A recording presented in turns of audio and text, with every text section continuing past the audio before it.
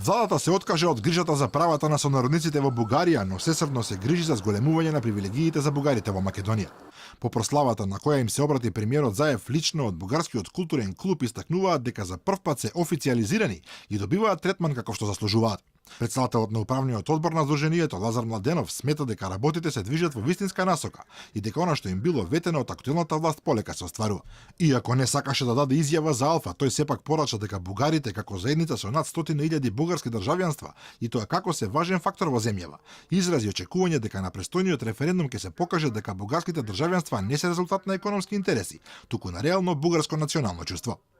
Инаку Заев во својот говор истакна дека со договорот за пријателство со Бугарија било возможено не само силно поврзување и пријателство меѓу двете земји, туку се отворил простори за создавање на реални услови за искажување на културниот идентитет и афирмацијата на културните вредности и културните традиции на бугарите во земјава. Заедничка е и взаемната заложба за создавање реални услови за искажување на културниот идентитет и реализацијата на индивидуалните права во контекст на мултикултурното општество, како афирмација на културните вредности и културните традиции на граѓаните на Северна Македонија, кои се определуваат како бугари. Од друга страна, како што е познато, со договорот за пријателство Македонија изрично се откаже од заштитата на македонците во Бугарија.